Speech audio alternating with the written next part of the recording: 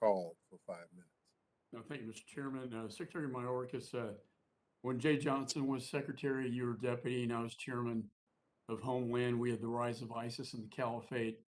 And I commend your department and the FBI and NCTC for stopping probably 99% of those threats. And I worry with the fall of Afghanistan to the Taliban and Bagram Air Base being taken over, we have no eyes and ears on the ground. We have no ISR capability.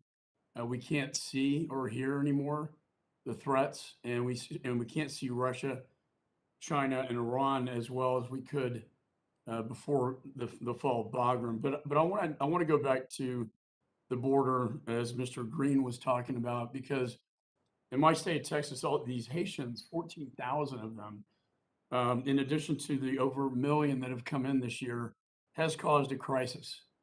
I think in your words, you said it's unsustainable and told Border Patrol agents that we are going to lose. And I agree with you with that. I've also obtained emails from CBP agents stationed in Del Rio warning and asking for more resources in early June. And then the foreign minister of Panama warned on June the 3rd about this influx that was coming up to the southwest border. Did you see this threat coming? And if so, what, if anything, did you do? So if I may, Congressman, thank you. It's good to see you. Again, I know we've worked closely for a number of years. I did not say that we are going to lose. That's unequivocally false, number one. And number two, we have not seen before such a rapid migration, irregular migration of individuals as we have observed and experienced with respect to the Haitians who've crossed the border in Del Rio, Texas. That has been an unprecedented speed. But did you have any warning signs? When the sector chief is being warned about this, when the Panama foreign minister is warning on June the 3rd, and here we are in September, months later. Did you see this coming? Well, so we watched the flow of individuals who are seeking to migrate irregularly through Mexico from the Northern Triangle countries and further south. We do indeed track it. Nevertheless, Congressman, as I previously articulated, the speed with which this materialized is unprecedented. And that is why we surged as many resources as we have.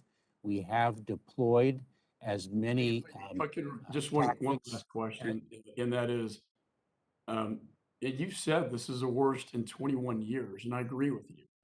And the speed has been very fast paced.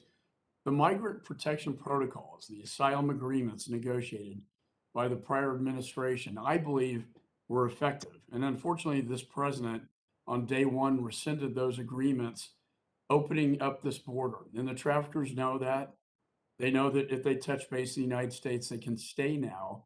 And I think, and I respect you, sir. I think you've been a federal prosecutor, deputy secretary. Now you understand this concept of deterrence, but also the fact that these were working.